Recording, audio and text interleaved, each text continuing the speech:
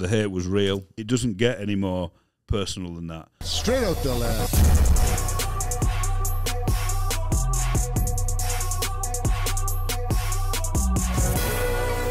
On today's episode, we talked to 4 times World's Strongest Man competitor and the winner of the World's Strongest Man 105 category, International Federation Strength Athlete World Champion, and England's Strongest Man.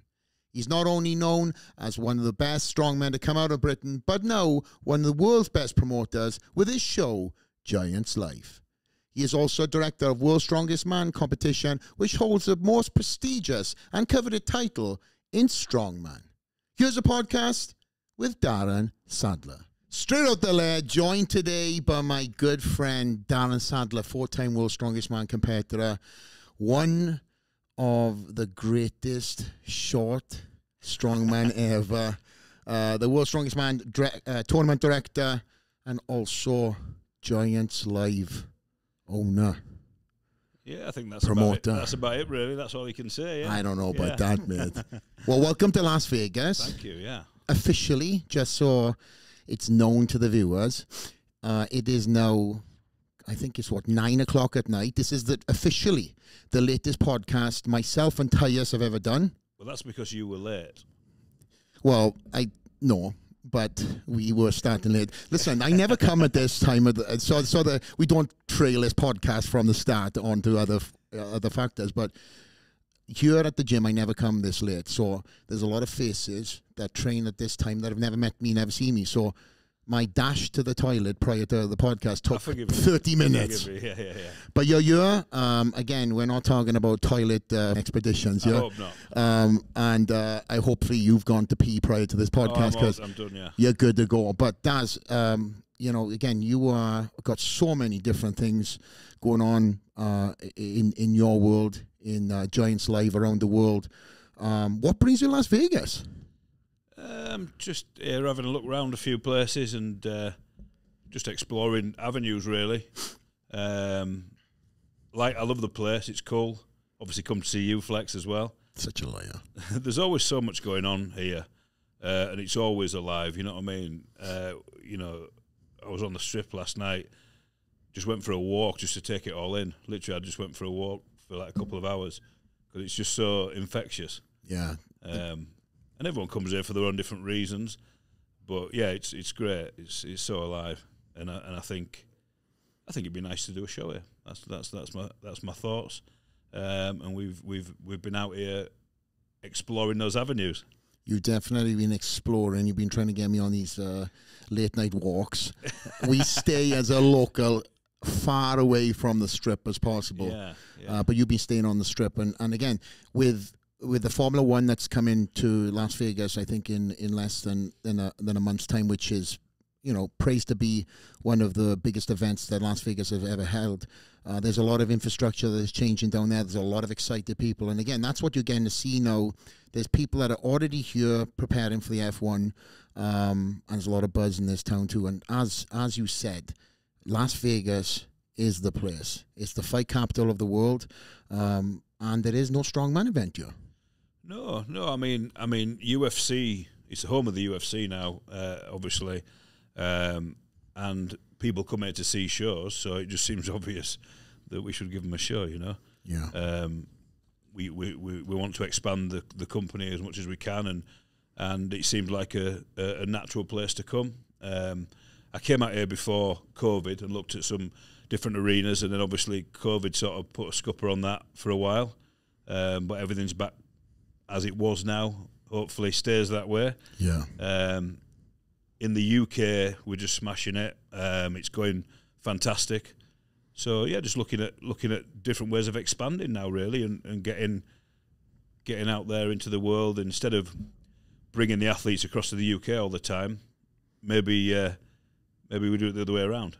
Yeah, we gotta get you out to Las Vegas, even if it's the excuse just to come and see me, right? But I think I think you've built that into the excuse because obviously the missus is not here this time. No, she's not. No, it's just me this time. So it's definitely business this time. Absolutely. But let's talk about Giants Live. And you mentioned that Giants Live have got some, big events that are coming up. Obviously, next week, unfortunately, the timing of this podcast, this event would have come and gone. But you got a big event coming up in Scotland. Yeah, we've got the World Tour final next week.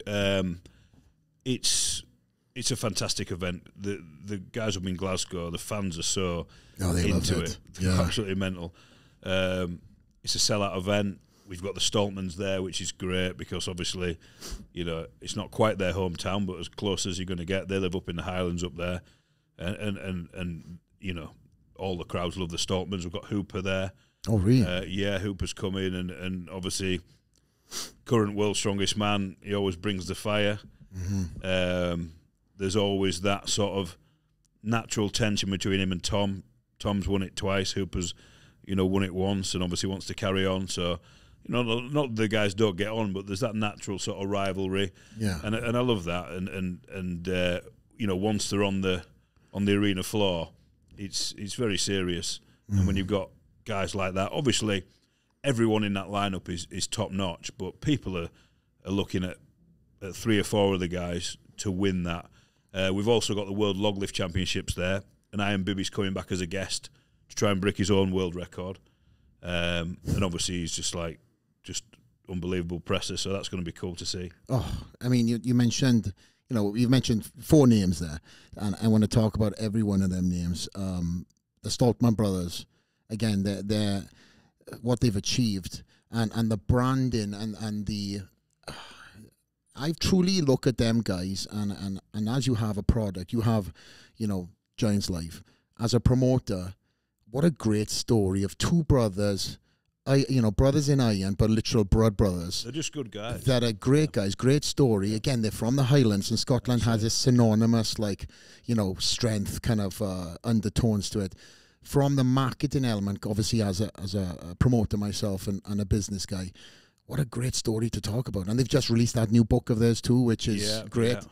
Yeah, I mean, they bounce off each other really well. Obviously, the brothers, they get on really well. Tom's done so much for autism, He's done a hell of a lot getting it out there, and he uses it, as he says, as his superpower. That gives so much inspiration to especially young kids that have got it, that might think, well, what am I going to do? You know what I mean? Find themselves that they don't think they've got many options. Yeah. And then you've got Tom there, he's strongest man on the planet. Luke's always by his side. Luke's always top 10 in the world as well. And it's just nice. It's nice to get him to a show. And people really like him because they're genuine nice guys. They put out great content for people to watch now. Obviously, it's all about the online stuff now. But the market themselves so well. Yeah. And the genuine guys as well. People can see that, Yeah, they truly are. And they're very lovable and likeable, let's be honest. Can't not like and then you've got Mitchell Hooper, who tries to be the heel. Obviously, Mitchell Hooper has been a guest of the show. Great guest of the show. He told, again, he was very vulnerable.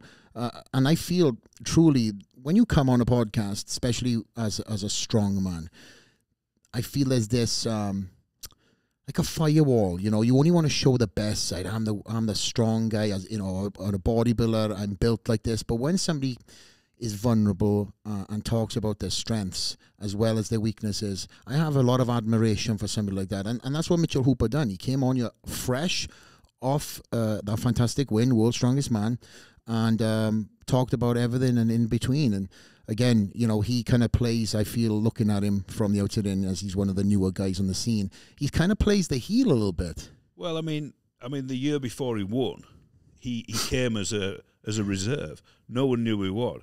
And all me and Colin had to go on really was some videos. And the thing is, when someone's training with their own kit, they can produce better looking videos than reality. So we got these videos, he's doing these massive yokes, pulled a huge deadlift at the time, well into the 400s, really impressive. So he came and we were impressed with him enough to invite him to World's Strongest Man. I'm not saying he was totally unheard of, but he wasn't a name, if you like. Yeah. And then he won his group. Which he had Brian Shaw in his group. He beat Brian. No one's expecting that. Brian's a legend. Brian's obviously won it so many times. And then everyone opened their eyes. He had a few weaknesses. When I say weaknesses, there weren't really weaknesses for a new guy. He was so good at everything else. Consistent. Well, truck pull, he'd never done it before. So he just hadn't done it. it wasn't a weakness. Wow. How can you be expected to be? You're a world's strongest man, and you've never really done a proper truck pull before. So he's asking people, what about this? What about footwear? So then the next year he comes back, just with another year, bit more confidence, and he's just an incredible guy. Really, he's just one of these guys I sort of imagine would have been good no matter what he'd done. He's just like an athlete, because he's not. You know, I mean, I don't want to sort of say anything bad about the guy, but you don't look at him and think, wow, that's world's strongest man. You look at Tom or Thor or Eddie Hall, and you think, wow, you can see the world's strongest man. I think that's the allure to Mitch too, is the fact that, you know, to your point, you look at him and go, okay, he's an athlete. You can recognize that just by he's a big guy. He could be a football player, but he's very elusive. You look at him and you think, okay, I know you look strong, but then, geez Louise, he doesn't fit the cliche, and I think that's the appeal for him too. He's again, they're not just stereotypical looking strongman, and I think that's good for the sport. This is what I like about strongman, and this is one of the reasons I got into it, because it's not subjective, right? If you're strong, that's it. That's all you need. There's nothing else. Yeah. And he's, yes, there's technique and there's experience. Well, that'll come. Mitch came into it. Mitch is naturally a very talented, strong guy, just like they all are. But he just doesn't look. You know, if you saw Mitch walking down the street, you wouldn't go, "Oh my God, look at that." Whereas if you saw Iron Bibby, for instance, it's like, this guy's like, who is that? Looks like he's come from another planet, you know. And you say this guy's got the strongest shoulders. Like, well, obviously you can see, because he's, you know, he's 2 meters wide. but Mitch, you don't think that. But like I said, that's what I like about the sport. And I think, in a way, him not being this huge 7 foot tall giant actually makes him sellable. Yes. You know, he's a bit like, I can't remember, there was a film years ago with a guy, I can't remember what he called him, you know, where he's just a normal guy with superpowers, you know what I mean? It's just, he stands, he's got his own brand, which is not being all muscled up and looking, and he's not got any bad weight on him either. No. You know, and I think what he's done is he's put the effort in other sports, like, you know, he was a marathon runner, so he's got all that in the bank. Bodybuilder. Was he a bodybuilder? He was, he done a men's physique show. It's not even a bodybuilder, it's men's physique. Right, okay, well, I didn't know that, but yeah, I mean, I don't know how that's going to help him in his strongman career, but I don't know. I'm sure. He looked good. Yeah, he looked good, definitely. His hair was intact. So, and then you've got Iron Bibby, again, different again, just like this massive guy. You know, he's not a static. He can move, by the way, can Iron Bibby. When he can move with yokes and things like that. Huge legs, but he's not a mover with weight, naturally fast, if you like. Like pressing, he doesn't press quick. He presses slow. You know, it's more like a bodybuilding type press. He's just got that raw power. He doesn't jump underneath weights like some people do. Like Mitch sort of more jumps underneath his press. Yeah. Bibby's just a raw sort of press it slowly and just raw power he's like got legs on his arms, you know. I met Darren Bibby through you. Obviously, one of the nicest guys I think I met of that weekend. Yeah. It was, you know, post finals. We were together at the World's Strongest Man. And you introduced me to him, and he truly looks up to you like a father figure in a sense. So I noticed that prior to even knowing the story and your connection with him. But again, I looked at this guy, and you told me his story and where he's come from, and this guy's arms. I couldn't say, even though the story in itself was incredible, I just looked at this guy and I was just like, oh my God, like you're a freak of nature. There's guys like that come, you know, every million people, and he's one of them guys.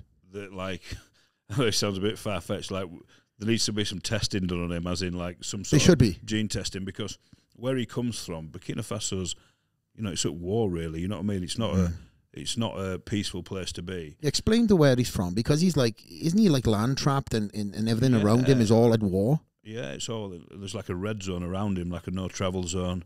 It's no travel from the UK and probably from America. And, you know, he takes it in his stride. He worries about his country. But like, we walk out of here and you've got this beautiful gym and everything like that, and I've got a gym, and, you know, even when I was competing, if I didn't have something, I'd just make it or get it made. He doesn't have anything like that. He's just starting now. He's just got more equipment now. But people need to remember where he's got to. If you saw his gym before, well, people thought it was a joke, actually. Yeah. You know, you're like doing cables with bags of sand going up in the air and things like that. But it was real, you know. So he started coming over, as a lot of the athletes do. We have a bit of a training camp at the Giants Live unit. The guys just stay at my house. I built a cottage. The guys all stay in. I want to talk about that. Yeah. All right. Okay. Yeah. I wanted you can pop that cherry now, or we can talk about it later. But I'm it just okay. Staying in talking about your Giants Lives. But them are the 4 main guys that are going to be at the show, right? Well, I don't want to do anyone else down, but you got Gav Bilton, you got Paro Dwyer coming back. Yeah. Oh, there's more to the list. Eddie Williams is doing it. There's Matt Ragg, who qualified for official strongman last year. Yeah. Who got to the final in his first ever year. Yeah. And he'd never been to World's Strongest Man before. Again, I think he was a bit nervous, so I think Matt's got a taste of it now, and he's a big guy. Yeah, Ragg's a big boy. Didn't he pull a hamstring or something at the World's Strongest Man? What happened? He injured himself? I think he got a small injury, nothing too serious. Okay. We had 2 new guys last year. We had Schoonwinkle that came through. Schoonwinkle. You liked his name. He hurt himself. Yeah. He pulled his hamstring, I believe. It was in the dumbbell press, right? Yeah. Yeah. And he came through, and I think he won his group as well. Yeah. You know, so the official strongman is a feeder system for Giants Live, and Giants Live is a feeder system for World's Strongest Man. So, but the system's working so well, especially in heavyweight division, because I think we worked out 5 or 6 out of the final of World's Strongest Man have come from official strongman. So you just mentioned something now for the viewers that don't know about this. Obviously, I know there's probably a lot of strongman fans watching this, but for the viewers that are watching solely from different sports and follow the podcast, you've just now mentioned a feeder system, which feeds Giants Live, which Giants Live then feeds the World's Strongest Man. Official strongman is where guys like Evel Singleton have come through. Yeah. Guys like Trey Mitchell, and many of the guys that we all know as World's Strongest Man and household names have come and started their career through official strongman. I mean, when I first started, the guys running the sport, I mean, they were doing a good job. They were doing the best they could, but I had to go do things like Highland Games to get seen and get in front of people. Dougie Edmonds was quite a influential character, so I got myself in front of him. Jamie Reeves, former World's Strongest Man. So you got yourself seen, but it wasn't that easy. You had to make sure you got in front of him, and not everybody's that way out. I was quite bolshy. I was like, I must be seen because I think I'm good enough to go to Worlds. But not everyone's like that. So it was an idea of myself and Collins to do official strongman. So basically, you can qualify online, you can compete in your own gym, and then you go to a European or a World Championships just by doing the workouts in your gym. So you don't have to have that confidence. You don't have to go turn up at a show and go in front of someone. Eventually you do. Of course. But that confidence is built then if you see yourself moving up the online category. And we facilitate like a couple of thousand people now doing that. We narrow it down to about 400 or 500 at the World Championships and 200 or 300 at the European Championships. But what's happening is we're getting some hellish athletes through that are actually going straight from official strongman straight to the final of World's Strongest Man. Whereas years ago, that's a 5-year timeline to do that. When I was doing it, it's like, right, you've got to get yourself to a qualifier first, then to Britain's Strongest Man, then to maybe Europe's Strongest Man, then to World's Strongest Man, where if you're good enough, you're going straight through, So what do you think has been the difference between guys now that are jumping into official strongman and being that good to go to the World's Strongest Man finals? What do you think the difference is from your era to the era it is now? Is it just the fact that there's more information out there to follow things on? Or? Yeah, I mean, I think the internet helps everything like that because it's just made it easier.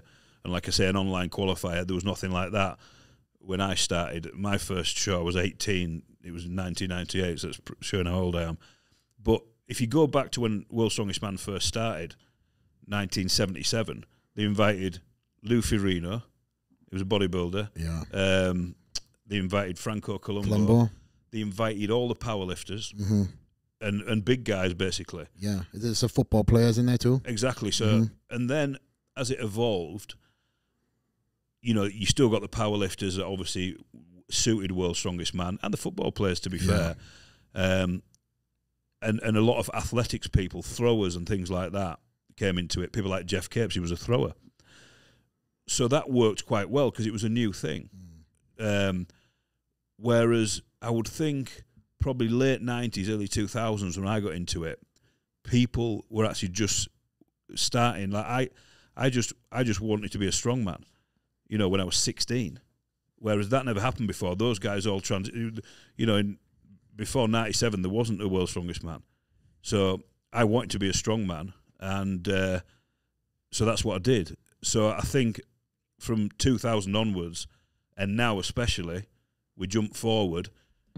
CrossFit's probably helped us quite a lot. Yeah, and we've helped CrossFit because CrossFit's basically just a lighter version of strongman. That's what I call it. Well, that's what it is, and it's great. Yeah, and I think it helps us because it shows people now more aware of what a deadlift is and what a squat is, very true, and what a press is, because it's universal.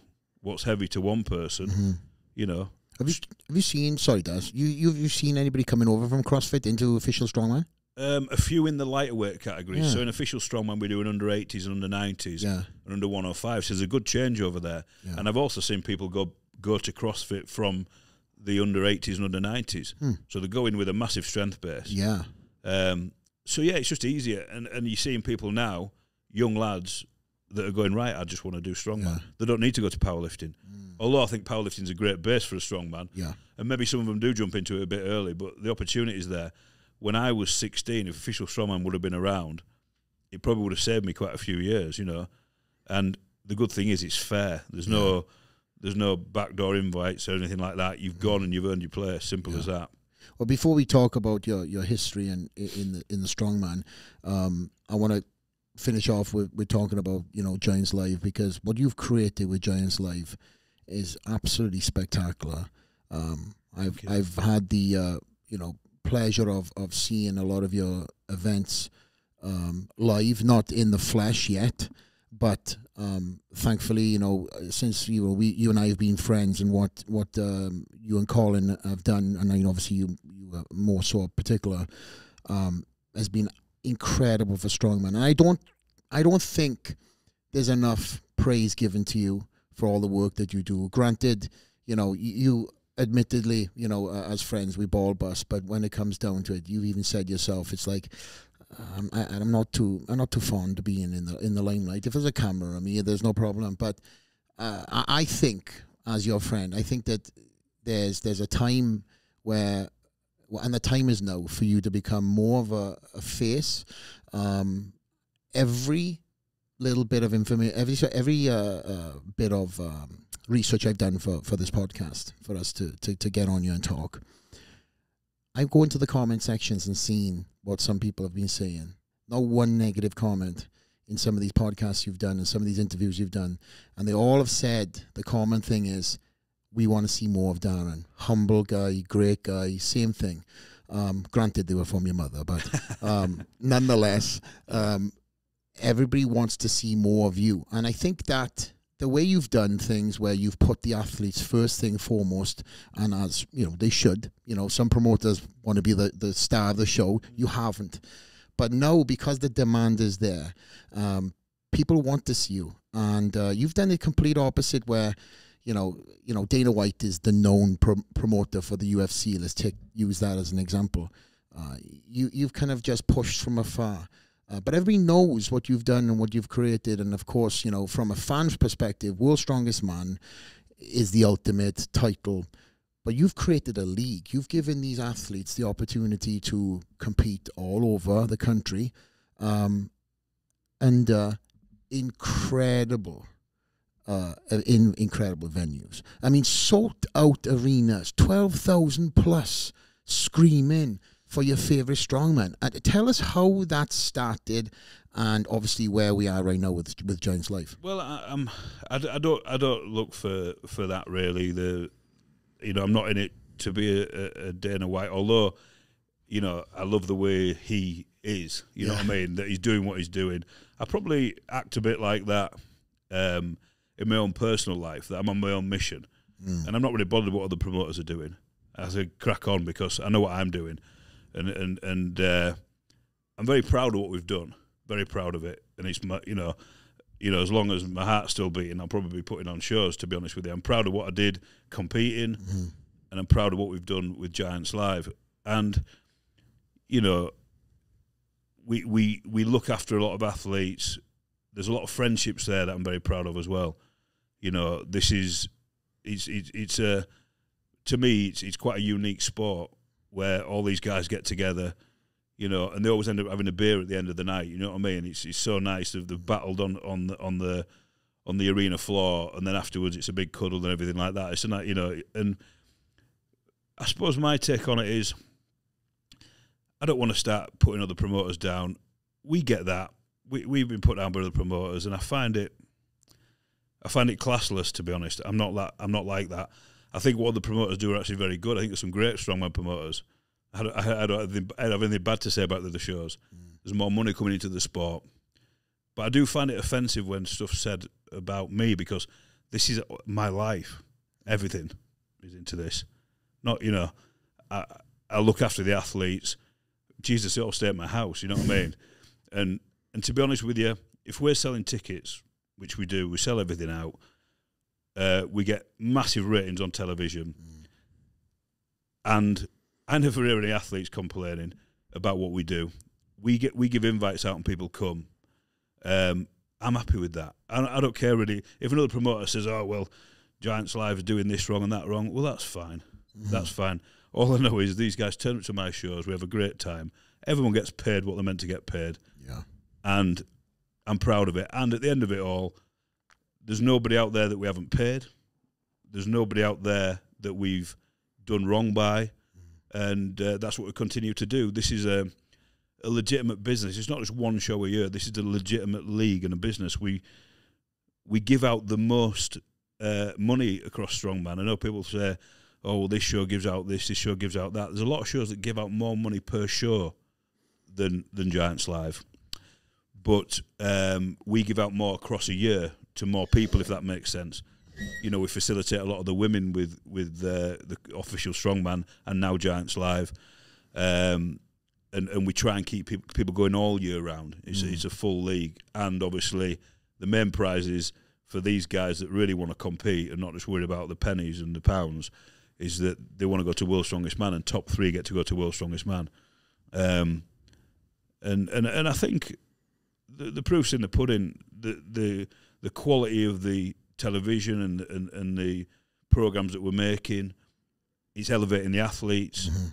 And I always see it as a total a swap of talent for elevation. You know what I mean? I don't think the athletes owe me anything. I don't think I owe them anything either. I think it's just, without us, the athletes won't get built up. Without the athletes, we won't get built up. I think we all need to work together, and that's what's happening. And like I say, there's always naysayers when you're doing well. If you weren't doing well, no one would talk about you. Yeah. That's the way I look at it. No one. If we weren't doing well, we won't get mentioned, and we do. You know, we do get mentioned, and that's fine. Well, what kind of stuff would they even try to say about your show? I mean, it's first class across the board. Yeah, it's usually just snidey comments and stuff like that, and we all get that, and I'm cool with it. What I'm saying is, I don't come on and start slating people, so I won't go down that road. Okay. Now. I won't go down that road now, so don't try and drag me down. I'm not going there. Tell me all about this guy. But no, I just won't do it. And I'm very much, and the people that know me, the strongmen that know me, the good friends, family, the people around me know, I just get on my own shit. And I'm not troubled with what anyone else does. I'm very motivated. I know where I want it to be. Yeah. I knew when I started it where I wanted it to be, and we're just continuing the process. And what anyone says isn't really going to change that, so they may as well just sort of shut up, really. Well, what you won't say, I'll say respectfully, no name is mentioned, but you've been wronged many times as a promoter, false promises, you know, and you've never made sure that the athletes have been short pocketed. Yeah. If anything, and in many cases, you've paid out your own pocket to make sure that athlete is taken care of, compensated, and then you take the hit. And we're not talking, you know, pennies and pounds here. We're talking, you know, now it's added up into the 7 figures. And I'll say that from your boy's perspective. I know you won't say that, but again, there's a lot of people out there, you know, that are bad eggs. We get them in bodybuilding. overpromise, underdeliver, promise something, people do it, they don't get paid for it, or I'll promise or it never comes through. There's a lot of them people that might have one go at something, and unfortunately then they set the bad name for that sport, that whatever it is. With you, because of your consistency throughout the league, from everything from the promotion of these athletes, let's not beat around the bush. Your YouTube page on Giants Live gets tens of millions of views. There's one video I seen that's got 75 million views on it. It's there's incredible. One that's got 170 million views. Oh my God! Well, I stand corrected. Yeah. So, but again, that goes to show that you get it. You put money into production. You put money behind, the elevation of these incredible athletes. And just like Dana White, you get the media element where an athlete to be built up not only, again, grows the sport, but it showcases that athlete, and then fans can get behind that person. Everybody's going to have their favorite athlete, but when you get to tell a story, you're talking about Iron Bibbies, right? When you tell that story, you cannot not like that guy when you find out about the hardship he's gone through. And you guys do a fantastic job of putting these athletes in these productions. And then aside from that, when you're walking out to sold-out arenas with pyrotechnics, with camera crews shooting BTS, you sent me the last Royal Albert Hall. You sent me the live link, and I was watching that. And I just couldn't believe that in between set changes, unlike obviously the World's Strongest Man, this is not a knock on the World's Strongest Man, it's production. And I come from the world of production where you shoot something, you stop, the whole set sets down, it goes to another area, it's all set back up, and it's done over 2 to 3 times a day, depending on the events, and then it all kicks off the next day. With you guys, you shoot live. You are changing the sets, and you B-roll into a MC or somebody who's live. Somebody's hyping up the crowd, and this is done systematically, regardless of what happens. One time, and I just want to mention this because it's, again, it was an incredible feat, and we've mentioned him already. Iron Baby was lifting, was at the Royal Albert Hall, and I don't know what happened for this to happen. He'd already failed twice, right? I think it was his lifts. And I don't know if it was you that got on the mic, but somebody got on the mic, got into his ear. The crowd erupted. There's something special about that Royal Albert Hall anyway. And that chant, that vibe, that energy, I mean, I felt through the screen that I was there. And again, that just goes to show the production that you do at Giants Live. Well, there's different aspects to a show.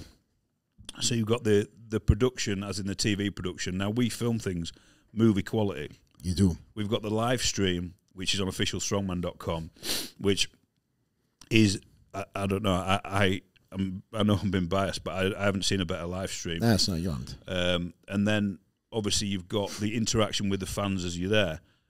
And also the one thing that we do that I don't think other promoters do enough of is building that athlete up. We'll go and we'll showcase that athlete. We'll make a video about them. It'll just cost us money, but we'll make a showcase video about them, their life, their family, and things like that. Well, that's what's getting them the sponsorship as well, and we all grow together. We all grow together. And there's so many different aspects to it, and we just try and do the best job we can for the fans and for the athletes.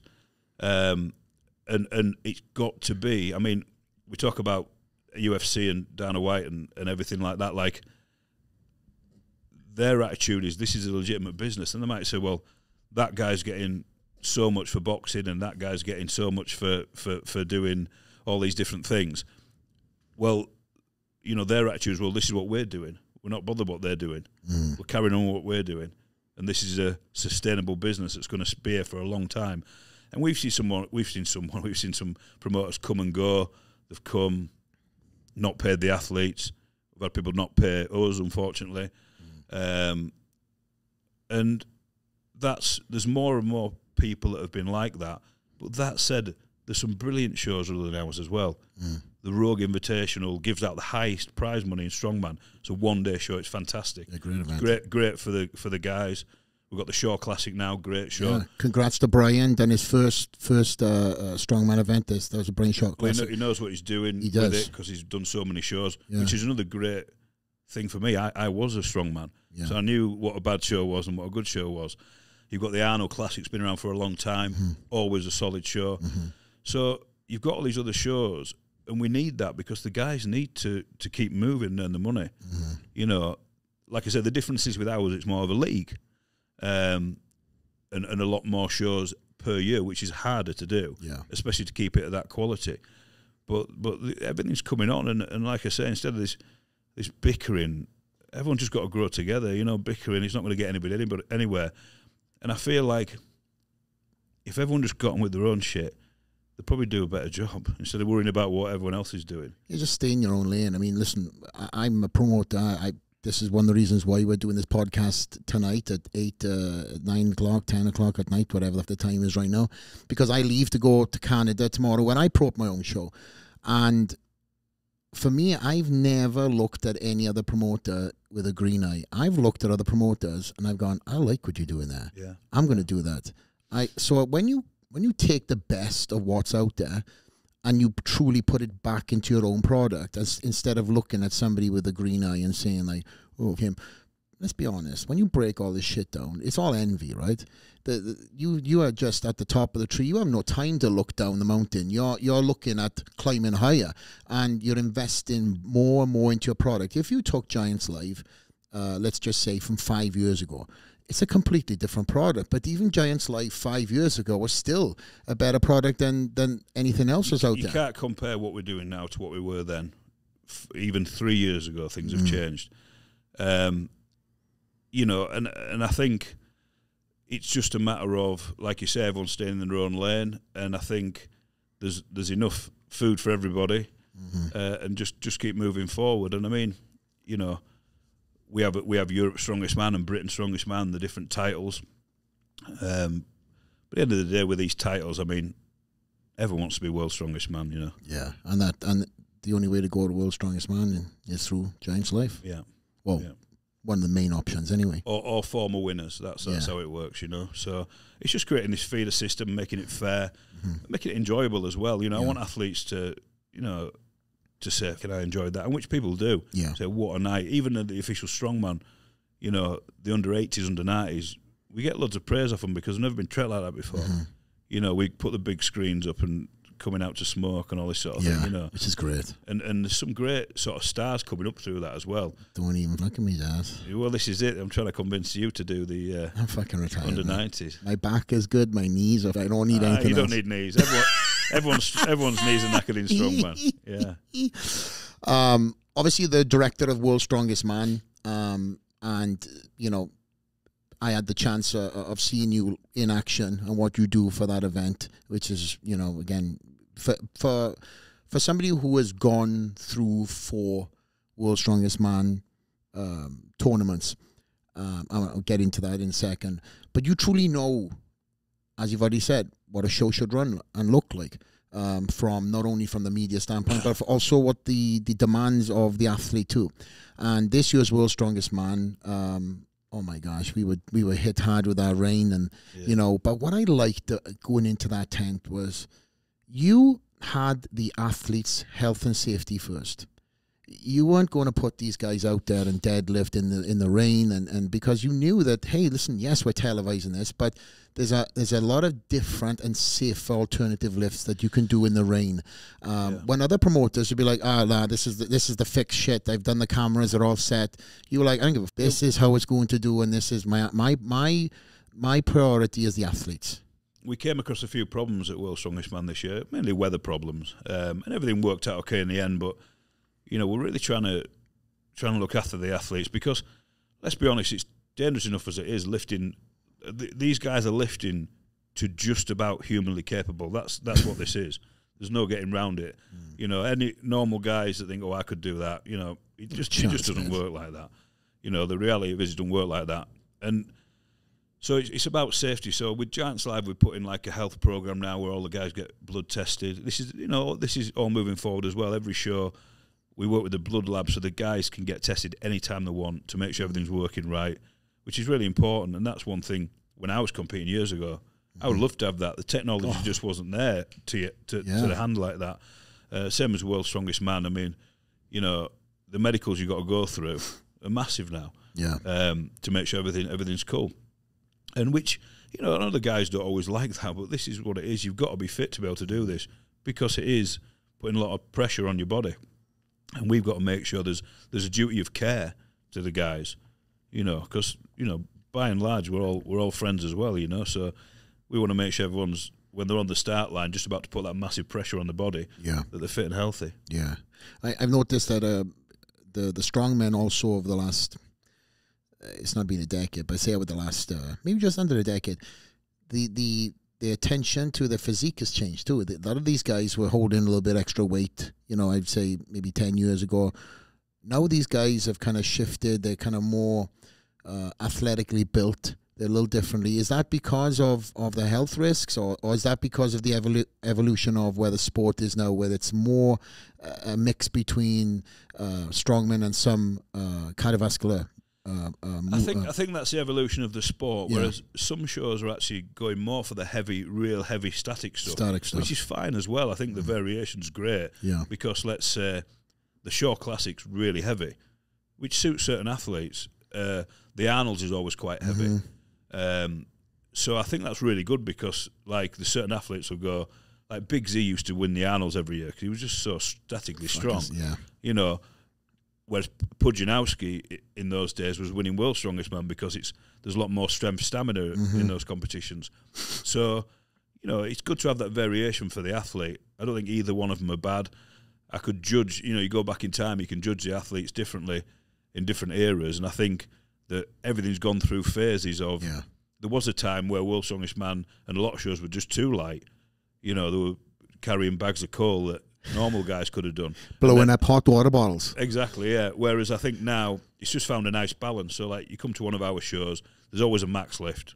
There's always a couple of real gruelers, you know what I mean? And then there might be one where you just, you know, something like Conan's Wheel or a Shield Walk or Farmer's Walk, where it's just quick moving. And that's what we believe strength is. You know, it's not powerlifting. It's not stood in one spot, deadlifting and squatting. It's trying to make it more interesting, and moving a lot of weight fast, you know, is also strength in a different way, strength, stamina, which where someone like Hooper comes in, unbelievably, he can just move so quick with weight on his back, you know. Yeah. He's the, as we said, he's the new era of strongman, I believe. I look at, you know, mentioned it already, but I look at him and he's ticks all in boxes. But again, he's not the cliche, and not to rehash that conversation we had earlier, but you know, different events, different, and again, you said stay in your lane earlier. So for the non strongman fans, or for people who are kind of, you know, watch it casually, you look at what the lifts that go on in the World's Strongest Man, and then you look at you know, another event, another, you know, whatever it would be, and they might be poised more to them static lifts, which would suit a certain body type or lifter. And then the next week, the same athletes could be in another show, and that same athlete who won could be, you know, 4th, 5th. Everybody gets judged off the World's Strongest Man, and I think everybody thinks then that World's Strongest Man throughout the board and in every show that he does after World's Strongest Man will win, but that's not the case. No. And I think from a promoter standpoint, that's great for you know, hyping up that World's Strongest Man, because some of these guys have already beaten each other in your shows and other shows, and then when it comes to World's Strongest Man, it all hits that head. You know, talking about World's Strongest Man, and as you are a competitor, a fan, and we've already established that, you know, your passion comes from the fact that you've been in the trenches, you understand the mentality of the athletes, you understand the demands. You started off 16 years old, strongman. That was your kind of first entry point to the sport. And at that age, where did that even come from? Because I'm guessing there was not like many guys that were around you that wanted to be strongman, or was it just the fact that you were just that strong at 16 and you found yourself in the sport? Well, I went into a gym at 16, 15 or 16, just because I'd done a lot of cycling and a bit of judo and things like that at school that everyone does. I was never into rugby or football, and I wasn't particularly known for being sporty, if I was honest with you. And then I had a a vision of what I wanted to do when I left school, and I wanted to be a mechanic. I wanted to be a truck mechanic. Huh. My family had always been in the haulage business. That's what I'm going to do, you know. Couldn't wait to leave school. Didn't do very well. Yeah, it's cool. It wasn't for me, really. And then I left. And I thought that leaving school was going to be different to what it was. I thought the world's going to open up and there's going to be so many opportunities. And I started going to college, and I just thought, oh shit, this is horrible. Like, if this is life, I'm not liking this. You know what I mean? I just felt so lost and sort of needed a purpose. Really, I know it sounds a bit cliche, but I was just like there, just going to work, you know, going out with my pals on a weekend. And I'm not saying I want to enjoy myself, but I just felt like it's got to be more than this, you know. Anyhow, I started losing a little bit of weight. I mean, it was only probably 12 stone anyway, but I was getting migraines. So someone said, you need to go to the gym, put some weight on. So then one of the guys that I work with says, oh, well, I go to a gym, so I went with him. And I just was really strong, simple as that, when I went in the gym. And started training, loving the deadlift and the squats. And, you know, I used to do, like, leg press was one thing. I used to be able to leg press all the stack with people sat on it and all this, you know, in my teenage years. And I met Dave Warner, who actually works, he's a referee for Giants Live now. Head judge. Head judge, yeah. He's and at World's Strongest Man. Dave, again, been involved in the sport all his life, done a lot, same as Colin, always been there. I mean, Colin's been at World's Strongest Man forever. And he was getting ready for Britain's Strongest Man. And I was lifting one day, and, you know, I could do basically like 270 kilo deadlift straight away. So he was like, wow, like that's pretty good, you know. And I was like, oh yeah, you know, I've been training a few months. So he said, do you want to train with me? And I was like, yeah, because this Dave's, you know, he went to World's Strongest Man. Yeah. You know, he was one of the top guys in Britain, and he was just coming into it at that time. So I started training with him, and I just loved it. I just fell in love with it straight away, and that was it. I just couldn't stop it. I was interested in nothing else in my life. Yeah. That was it. Just wanted to just earn enough money to be able to train, eat right. You know the story. You've done it yourself. I was the same guy. And this is a story that probably most athletes will say, because I believe, yeah, you've got to have good genetics and things like that, but you've got to have it in you. You've got to love something. You've got to wake up in the morning. I'd wake up in the morning thinking, right, how am I going to get stronger today? And it was all about, if I was at work, it was about eating right because I'm going to the gym at 5 o'clock. That's right. You know what that's called? Do you know what that is? Obsession, to become the best. Yeah, it was an obsession.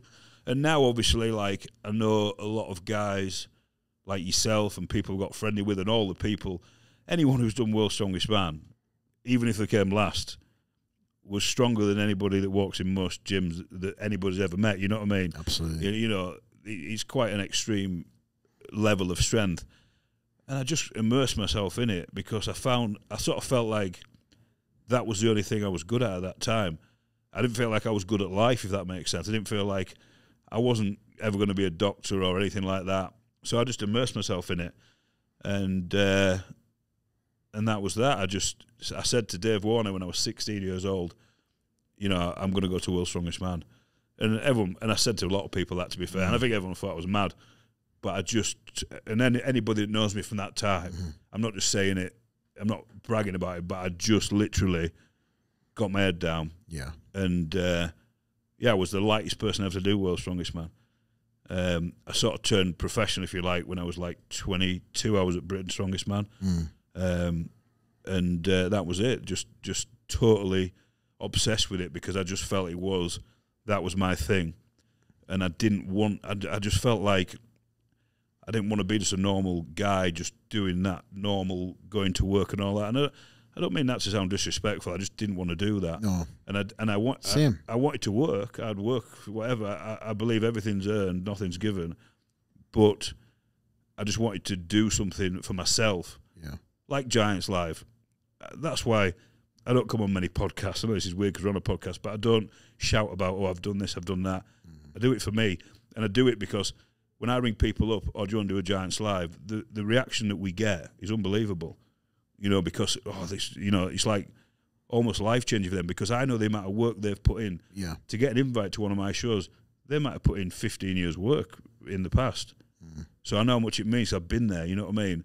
And building this infrastructure of official strongman, you know, I've got the T-shirt of doing that. Yeah, I didn't win World's Strongest Man, but I did my best, and I caused a few disruptions while I was there. Everyone knew if I was in the group, you know what I mean, I was a little guy. And my thought was always, well, listen, you know, everyone was bigger than me, so if I get beat, I'm the little guy, it's fine. But if I beat you, do you know what I mean? It looks bad on you, you know?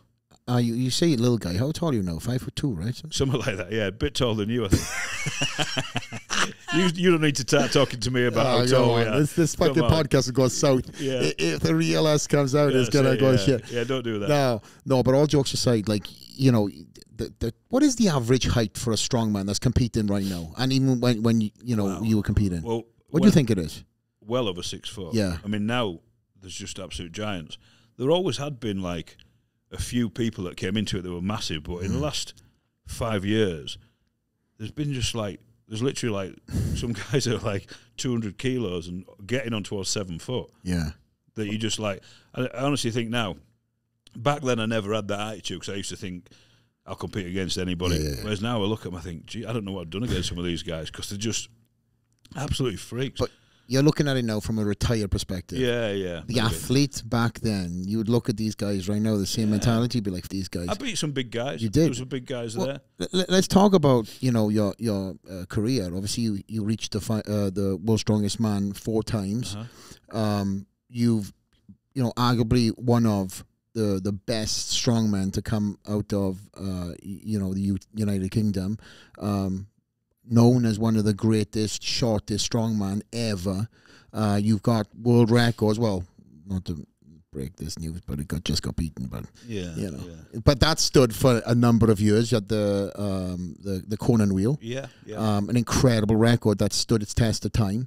And you've just done some incredible things. I mean, listen, as I've said to you, I've been watching strongman for a number of years, and every time it was televised during Christmas time, we didn't know who reached, you know, the finals. But every group stage, anybody from the UK was always cheered upon. I remember, and I know we've spoke about this, but the year that there was in the group stage of you, Pfister, Pudzianowski, and you went to the deadlifts. Let's talk about that story and how that went down. Yeah, I mean, to be honest with you, that was my first year at World's Strongest Man. The first, was it really? Yeah, so I remember this very vividly. Yeah, so I've got my first year, I've got Pudzianowski, 5-time champion, and arguably, if you want to go on titles, he was the greatest ever at World's Strongest Man. Won it 5 times, and then obviously there's a couple of that won it 4 times. Brian, Magnus Ver, Big Z, all had different strengths. By the way, I don't like to put one above another, but they all had their own different strengths. And I won't say weaknesses, because they didn't really have any weaknesses. But I had Pudzianowski in my group. Who was Russia's strongest man at the time, and I also had Phil Pfister, who actually won it that year. Yeah. So I had a real tough group, but I got stuck in. You know what I mean? I enjoyed myself, and like every year, I just got stuck in, and you know, I won a couple of events that year, beat Maris in a couple of events, which was cool. You know what I mean? It was. I loved it. I loved the fact that I was in that group, and even coming into the last event, like most of us could have got through to the final still. I went up against Marius in the Stones, and it was still possible for me to go through to the final. It was not probable, but it was possible, you know what I mean? Because problem is you're up against Marius, who just throws them about like the marbles. But, you know, I was proud to be there. Yeah. You know, you're representing your country, and I was proud of it. Well, you know, you just totally skipped over that story, by the way, because the story of what I remember from the TV screens and you know, and it being shown over Christmas was this was a race, and it was Marius and Pfister. They were truly going at it, and as it went down to the deadlifts, Marius thought nobody was going to beat him. Right? It was a time deadlift. And obviously, from the interviews that you've done in the past, none of these guys thought, Sadler's not going to put the time on this, you know, or whatever it was. So I remember I remember watching live Marius shouting at you, encouraging you on, and then he realizes like, oh, this is going to beat me. He just wanted me to beat Pfister and the Russian guy. Yeah. So he could then obviously get the points, get the full points, and then I beat him, which was nice. These moments are nice, and I don't want to sit here and compare myself to Mariusz Pudzianowski because, you know, he was a hell of a strongman. But to get these little wins was a big thing for me. Absolutely, yeah. You know, and like I say, I wouldn't sit and say, hey, I brag too much about beating Mariusz, but I did beat him a few times in events, you know, in a couple of events, which is cool from a lad from Boroughbridge and North Yorkshire lad to go and do that, you know, and it's there's some nice moments, you know. And you could have reached the finals that year had it not been for I think it was just a squeak out or something on yeah. Well, on the left. I slipped with a barrel. I put the barrel on the platform and it slipped off, and yeah, just a few bits of bad luck. But I went away from that thinking, shit, I had some bits of bad luck there. And then when I rewatched it, probably actually a year or two later, I realised that actually there was other people in my group that also had a bit of bad luck. You know, that's part of it, you know. Yeah. Something just doesn't go right. You might be an inch off when you load a barrel and it falls off, or, you know, if you take a World's Strongest Man final, and I've done it a lot myself, and you go, if that guy there would have done one more rep on that log, he'd have moved up 3 places. But he couldn't. Do you know what I mean? And there is a lot of what ifs. If I'd have just done that. Now, if you'd have told that guy, if you do one more rep, then you might win World's Strongest Man, maybe he could do it, but he didn't. You know, and we can all look back and we could have done this. I think you've got to think, well, that's what I did, and I'm pleased with what I did. And one thing, I always turned up in the best shape I could. Some people go, oh, I should have done this and I could have done this. No, I trained very hard, and people around me know that. And I turned up the best I could be. There was no, oh, well, I'm not quite right. I was always right. I took it very seriously. So I don't have any regrets or what-ifs, really, because I think I turned up the best I could be. Absolutely. Well, you do have the title of World's Strongest Man, 105. Yeah. That's a title that nobody can ever take off you. The strongest 105-kilo strongman.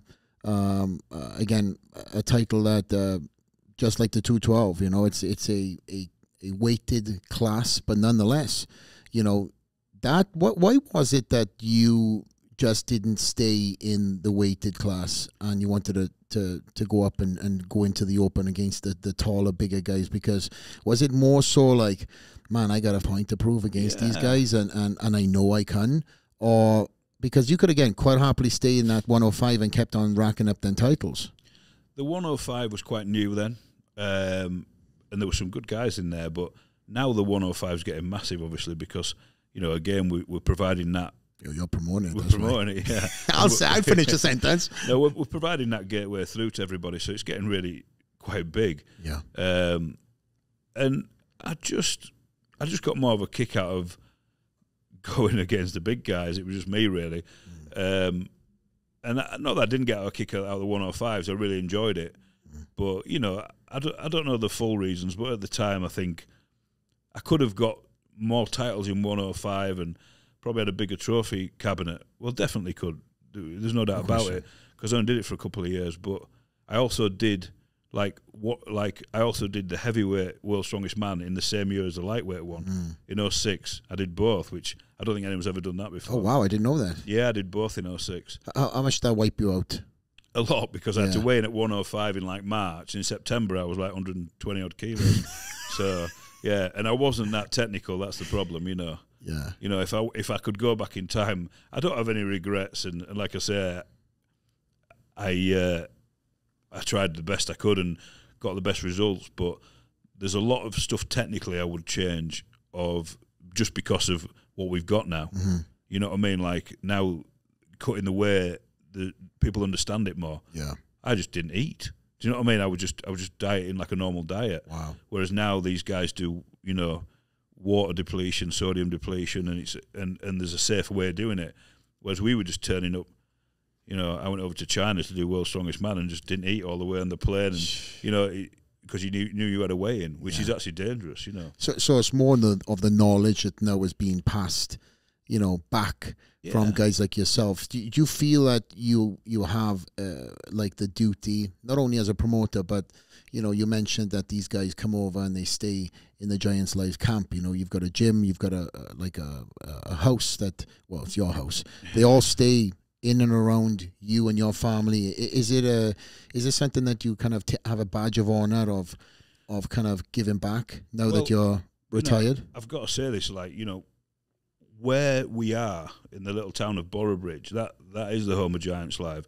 If you look at the crew, everyone comes from there. They're all my friends and family. So when athletes come over, they get made a big deal of. So they end up staying. They stay for a long time too. Yeah. So you know, people have stayed for 6 months before. They can train on the kit, so I have an open invite to anybody who is a pro strongman, if you like, right, to train on the kit, somewhere to stay. You know, so they just come over and you know, we can't get rid of them now. But I like it because, you know, it's just giving a bit back, you know. And we're not asking anything for it. It's just building relationships. Yeah. And that's what we've got.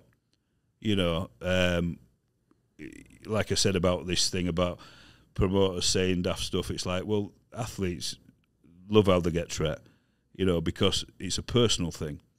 You know, like I say, I heard someone saying, oh, this person's greedy and it's not enough. Like, people stay at my house. A lot of them stay at my house. Yeah. Sit and eat dinner with my kids. Do you know what I mean? And your like, parents. It doesn't get any more personal than that. And I'm on about true friends. Friends, forget about strongman. These are pals. You know what I mean?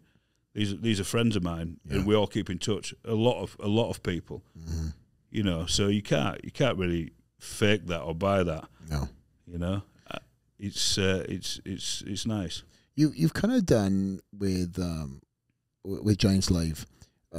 You've kind of created like the UFC PI. You know, Dana's got this incredible facility which is up the street, and it's available to every UFC fighter on the rostrum. And in that PI Physical Institute, they have the ability to have free treatment, free strength and conditioning.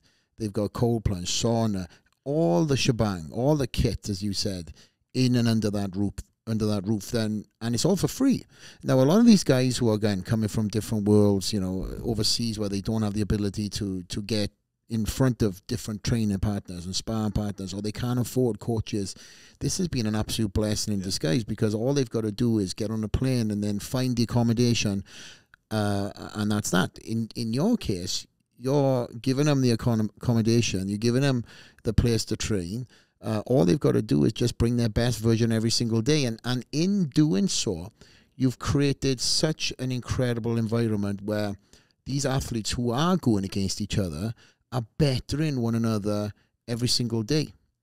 Well, I mean, it's been done by default, really. Like, this wasn't the plan. It's just we come over and everyone is involved in the gym, around the family, the friends, everyone gets involved. So it's like, you know, this isn't something that was planned. However, you know, now the company's building, it's growing. So we're going to build the plans are in now to build like a Giants Live Centre of Excellence, where it is more like that. Wow. You know, and I do like it when you talk about us like the UFC, you know what I mean? You can keep doing that if you like. But yeah, we look at things like WWE and UFC, things that have a crossover of our fans and our athletes, you know, big guys.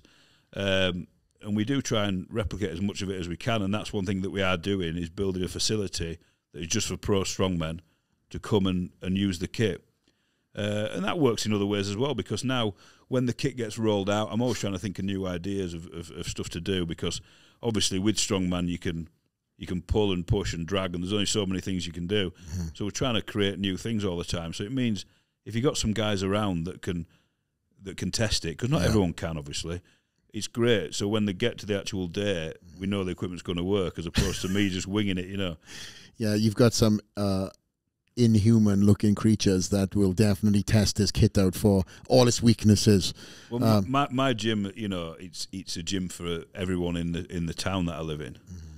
But it's quite funny, because some people walk in and there's like, you know, we have old ladies training there, we have different spin classes, fitness classes, and it's a big you know, it's my family that runs it.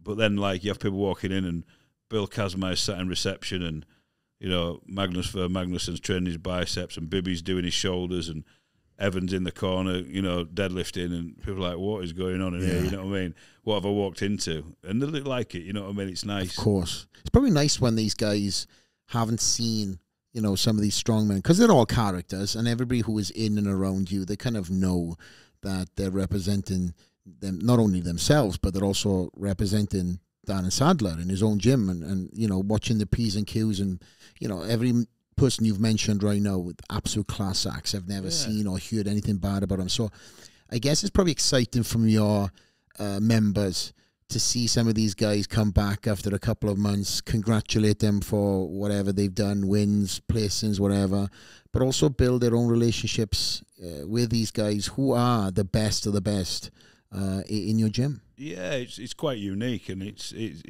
good. It's infectious, you know. Yeah. And also you get people that come in there, and that are actually. I mean, Luke Richardson came in my gym when he was 18, 19. Wow. He went on to win the World IPF Powerlifting Championships, the Europeans, World Strongest Man finalist. You know, he came in. He was just a skinny lad. Do you know what I mean? And now, you know, one of the strongest guys in the world. Yeah. So yeah, it's nice to see that progression, especially with official strongman, because you see him right through to the end, you know. And I get a big kick out of it. That's one of the reasons that I do it for.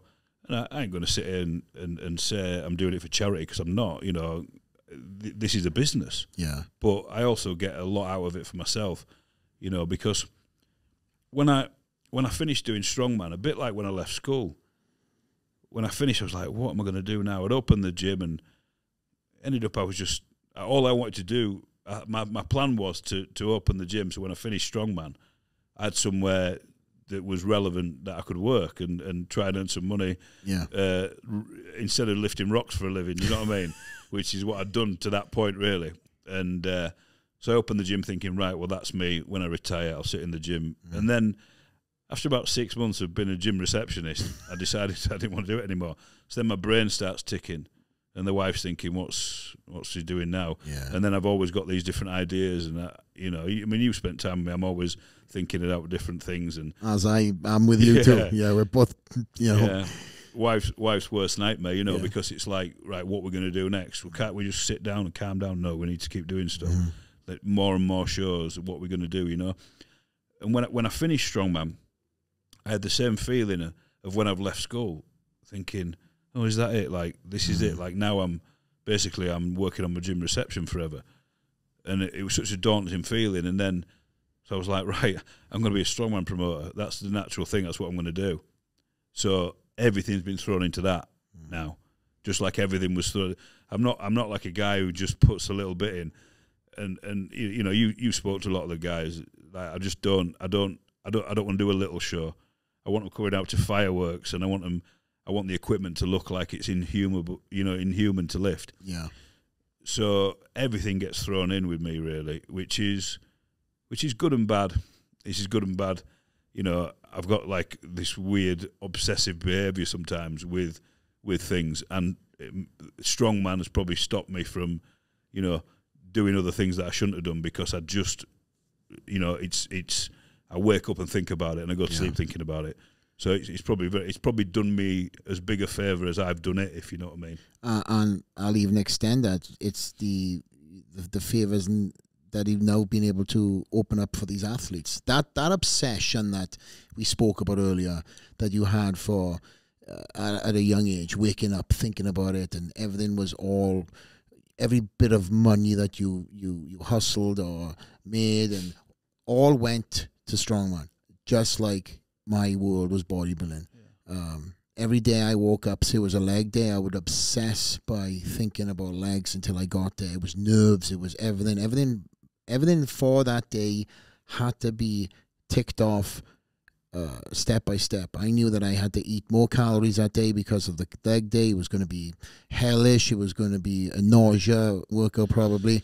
And I know that that's the same thing for you now, but that obsession now has transitioned into you becoming that strongman promoter, and the best version of that strongman promoter too. But it's not about, you know, yes, it's a business. And I can attest to this, being a show promoter myself. I had the biggest show in Tennessee you know, we had athletes that came in from all surrounding states. It's because I put the athletes up front and as the show that they should be, under the lights that they should be. A lot of promoters be like, okay, let me get a venue that costs this much. My venue cost, I mean, I won't even say it, but it was 5 figures and it was high, you know, over the 5 number. But I wanted to put on a show that represented me, represented the athletes, and put these guys on the pedestal and under lights that they deserved. In fact, even went further, every judge, because we all have the bullshit politics that get called out after when somebody never places, or anybody that never wins, right? These guys and girls would say, oh, the only place I didn't place because of this guy. He trains this guy. So what I done was I got judges from 7 different states. So that was eliminated. I brought in the expo stage that's on the Mr. Olympia to Tennessee. The exact stage, the exact lights. This is the same. You're taking that obsession from bodybuilding, obsession with the show. Yeah. Which, you know, it's like you talked about, right? You're thinking about training your legs all day. Yeah. Now, some people will listen to that and think that is the most stupid thing you could ever say. And I used to get criticised a lot for all you're bothered about is going to the gym. Oh, there's a wedding on. Well, I can't. I'm going to have to be late. There's this on. There's that on. And I got criticised a lot for it. And it must have been hard for the people around me, to be honest with you, because there wasn't anybody convincing me that it wasn't the right thing to do. But now I feel like it's sort of paying off a little bit because, you know, it's coming back in other ways. You know, we've got a good life now from it, and we've provided a good life for the athletes. And that obsession isn't now about putting all that strain on my body. You know, I'm getting towards the mid-40s. You know what I mean? And you know, and now I could just keep 50s, mate. Yeah, I know. Look tough, a bit older. Tough paper on, huh? It is, yeah. So you know, I think it's just changing that obsession round is what's done it. Yeah, I want to bring this point up, and then I got to jet off because I've got a plane to catch. But I can't get you on the podcast and not talk about the infamous battle that went on between Eddie Hall and Thor. That, of course, became global, and I mean, unless you were hiding under a rock, everybody knew about this, whether it was through the boxing or whether it was through the competitive element of strongman. How much did that help the sport of strongman when them two in their peak were going at it? I think it helped it massively. So we, from our point of view, we had them obviously both at World's Strongest Man. Both those guys have a lot in common. Do you know what I mean? They absolutely hate each other. That's the common. Well, they're totally different people in a way as well. Yeah. They're both big sort of family men, you know. They're both obviously they were obsessed with winning World's Strongest Man. And at the time, I would say it was quite a difficult time for a lot of people because a lot of people got dragged into that. And it was real. Anybody who thinks that wasn't real, I was there. It was real. There was conspiracies. There was different things going on. They generally didn't like each other, simple as that. But they both wanted the same thing, which is wanted the World's Strongest Man title. Getting back to how important this is, this World's Strongest Man title. They're both incredible athletes. You know, they both won World's Strongest Man, so obviously they're incredible at that. And I think a lot of stuff went on. And I think looking back at it, from my opinion, is they were probably actually very good for each other because that hatred probably drove them to be better. You know, looking back at it now, obviously there was different things that went on there, both sides, and you know I don't want to start taking sides on these things. A lot of people know stuff that went on, but I think in hindsight, the whole situation made them who they are, and obviously probably caused a lot of entertainment for the world as well at the same time. Oh, people were loving it. I mean, even friends of mine who are not into strongman became, you know, involved in the, you know, the moving parts of everything, and then they became strongman fans. They started looking at other athletes then that they had kind of seen through Fall Wimporth, Eddie, or Thor. And I mean, from my standpoint, if I was to look at it from a promoter and look at it from an athlete, looking at it from a fan, 3 different perspectives. You've got one hell of a brewing show there, and I think you guys done a great job of putting a little bit of gasoline, not too much, on it to make sure it was, always. Well, I mean, they competed against each other at our shows, and like I said, the hate was real. It wasn't, people like, oh yeah, it's just to sell tickets. Like, no. Did you have any issues where you had to separate them backstage? Stayed away from each other. So you had, stayed away from each other. As a promoter, did you have to try and keep them in different areas until they just stayed away from each other? Or they just did? Yeah, they knew. Yeah. It's obviously 2 big guys like that. Yeah. It's a disaster waiting to happen. I didn't want to be the guy stood in the middle of them, put it that way. But you've got, we talk about this obsession that we've had. Bodybuilding, strongman, or anybody that's in any sport that's done really well at it has got to be obsessed with it.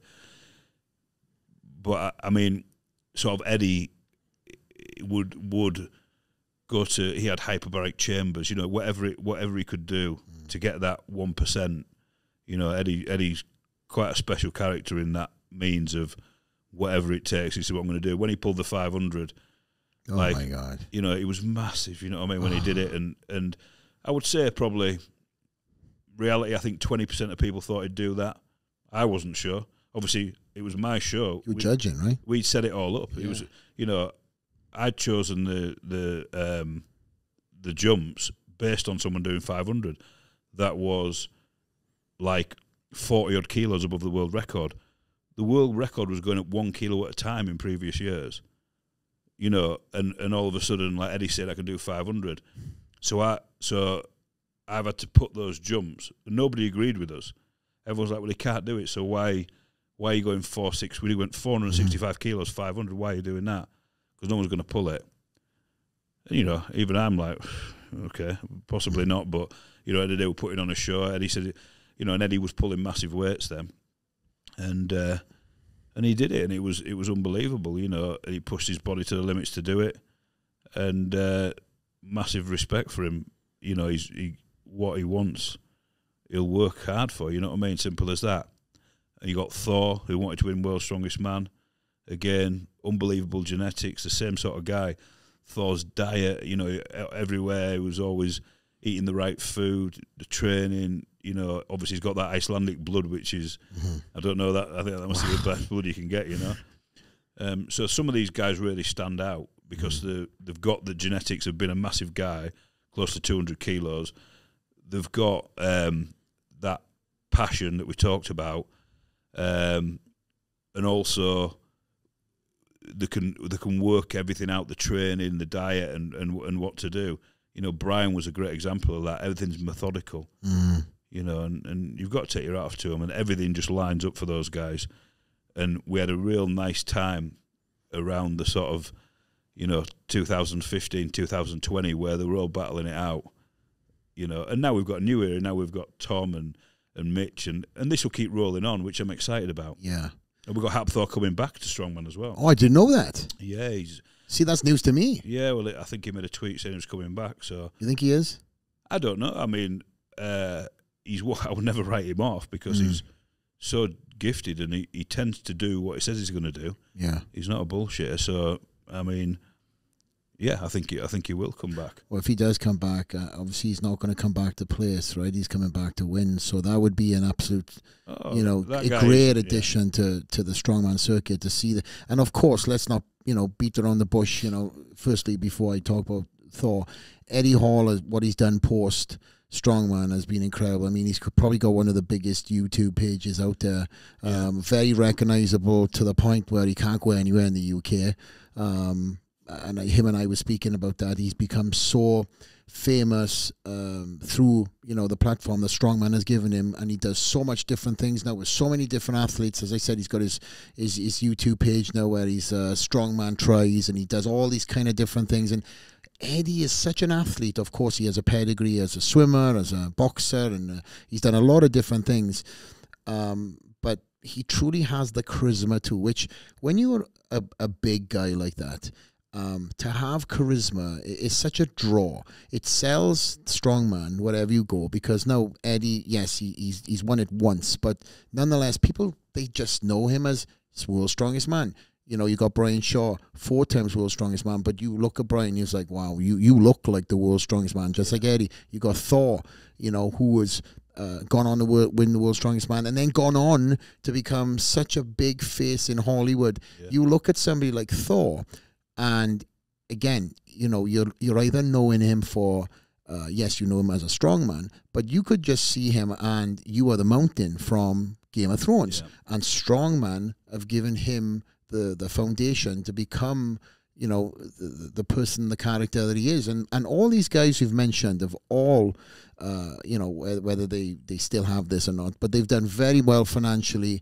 You know, they've won millions of dollars, becoming the world's strongest man. And as you and I have spoken about, from winning the world's strongest man alone, you know, that title in itself is so financially rewarding. That's one of the reasons why these guys battle and again, invest in the hyperbaric chambers, invest in going the extra miles and having the meticulous diets, because they know now as athletes, it goes down to the wire, and, you know, there's a lot of money at stake, as well as the world's strongest man title.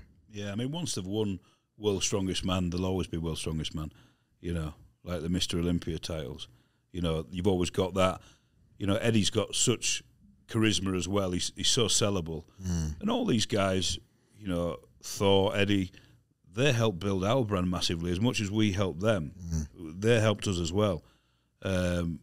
We all came up together, and now it's so nice to see these guys doing acting roles and things like that. You know, and they've come from Giants Live, World's Strongest Man, and other shows as well. And it's nice to see that it's not just a matter of, right, well, they've finished Strongman now. You know, like you said, Eddie's a massive star now, YouTube and doing movies and things, and same with Thor. So it's not over for them, which, you know, years ago when you came out of Strongman, it was like, well, like I said, working in a gym or whatever. Yeah. So it's nice to see them moving on with a different path of life and putting, again, like we have said a million times, that sort of obsession that they would have had the same as we had into another thing. Into the next chapter. Fighting, whatever it might be. Yeah. It doesn't matter what it is, it's there, and I don't think it goes away. And I think if you don't deal with it, it'll really eat you up. Like if you're known to be something, Mr. Olympia or a world's strongest man, or, you know, Usain Bolt or whatever, and then all of a sudden you're just a guy who's a little bit older talking about what you've done. I think it's a strange mental place to be.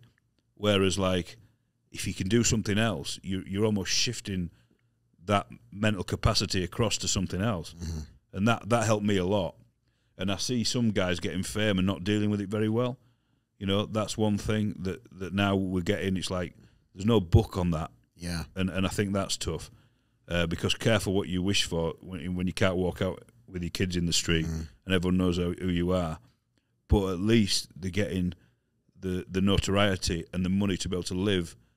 You know, there's no point in being a superstar and not having the money of a superstar, because if you're living in a council house and everyone can knock on your door, it's not going to work, is it? Yeah. So, you know, it's nice to see that everything's moving forward like that, and hopefully, you know, those guys see that we've played a part in it, as they've played a massive part in our expansion of our business. Obviously, their rivalry far extended past the Strongman circuit and went on to become a massive pay-per-view event, which, you know, Thor was the victor of that. Yeah. Do you think there's ever going to be a second bout in the future, you think? I was there. I thought it was a good fight. Yeah. I thought it was great. I thought they both. I've seen worse fights, and they weren't fighters. So I thought it was great to see them two guys go at it. Eddie put him down a couple of times. Thor was the victor. Thor was a bit more conditioned. Yeah. But I thought that you could see they both trained really hard for it. They both did. I don't think they'll go at it again. I don't think they need to. I think they've done that. And like I said before, I think in a strange way, as much as they don't like each other, they probably helped each other in some ways anyway. Oh, yeah. I think they can both recognise that, and if they don't, then they need to get back into the ring and find out why not. But you mentioned about social media, and this is an interesting topic for me, because when I was competing, you know, the social media, the same for you, we didn't have to worry about tripods and filming ourselves and stuff like that. But the evolution, obviously, of the sport, which is, you know, something now that you play a play a part in, because that element of social media and filming yourself and filming your lifts in the gym now is the business model for what you've got. How much do you think social media has played its part in growing the sport, and also a detriment? Well, when we first started growing Giants Live, I mean, I'm more the logistics guy. You know what I mean? Like, I didn't even have one Instagram. You made my first Instagram post. Oh shit! Is this still on? Is this still on? Yeah, he made my first Instagram post. I did actually. I'm not into all that. You know what I mean? I sort of like to stay in my own sort of reality, if that makes sense. I'm not against it either, but we have a really good team at Giants Live that film and push things forward. He's played a huge part, and Colin is obviously, he's more that side of things, the production, and he's got a great knowledge of that. Obviously, Colin does the commentating on World's Strongest Man. He's also tournament director with me, and he's great at that. I mean, you could put Colin in front of 1 million people and he knows what to say, whereas that's not me. So we work well together because we've got our different different skills. But I think that social media can be very cruel and can spread things that shouldn't get spread, but it can also spread good messages as well. So, that's the thing. It's trying to keep that positive message and keep the sport moving forward in a positive way, and everybody's making a bit more money and everyone's getting a bit more famous, and also everyone's still enjoying lifting shit. That's what it comes down to. Strength is just a massive thing. Everybody, there's not who's the fastest, who's the strongest, who's the biggest. There's only so many things. Strength is one of those things that people are obsessed with. A lot of our fans, you don't need to be a strongman fan to watch it. It's just like, this guy's carrying a car. Well, everyone's interested in that, And that's one of the reasons why strongman over Christmas time was so popular, because, and I've said this many times, where my family would all be huddled around watching the group stages going all the way up, and then on New Year's Day you'd have the finals, and we'd watch it around with my grandfather and my family, my mum and dad, and everybody would, even if they missed some of the group stages, you were like, oh, come on, I want to see this guy do well, or whatever. Everybody had their favorite, kind of like, the Grand National every year, when everybody put a little pound on something. Well, it was the little internal bets, but because I had, kind of what the inside knowledge, I always win. But nonetheless, Daz, in wrapping up the podcast, what's next? What are you working on, and is there anything you want to talk and promote about before we land this plane?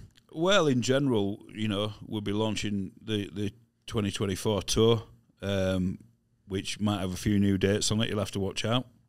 So hopefully a bit more in the US.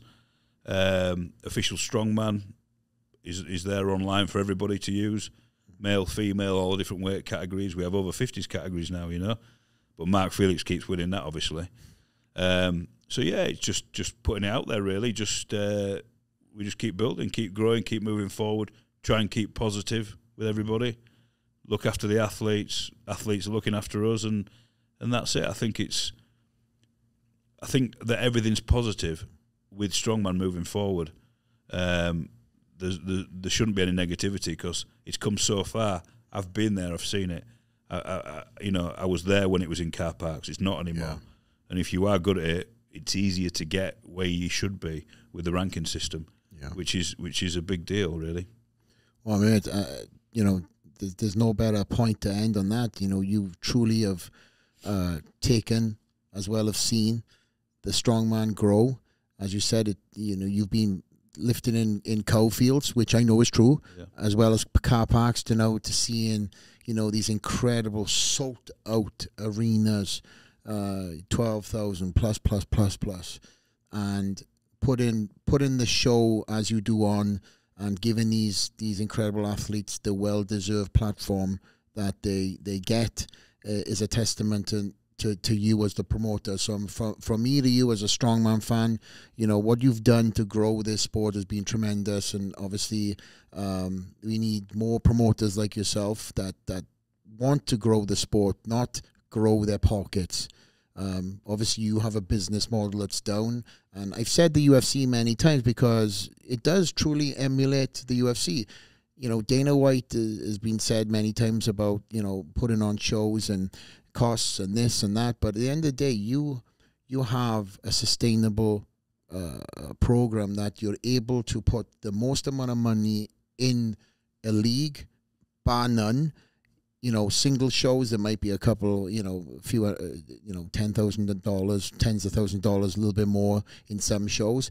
But what you're doing for the Strongman consistently throughout the season by giving them so many options to compete is a testament to you, mate. So, again, I appreciate you. I know the comment section below is probably going to say much more than I've already said. So, again, no other person I would turn up at 9 o'clock at night to do a podcast than you, my friend. Of course, I leave to go to Canada. But again, my goodbyes would be done on the podcast. But it's always great to see you, mate. Very excited to come and see a Giants live very soon. We'll keep that under wraps. But we're working on some cool stuff behind the scenes, and I'm excited to pop that cap off very soon, mate. So for me to you, I really appreciate you coming on, and again, leave the last words to you. Thank you. Thanks for having me on here. Appreciate it, and keep pushing forward. Sky's the limit. All right, well, Darren Sadler, Giants Live promoter extraordinaire, World's Strongest Man tournament director. We are out.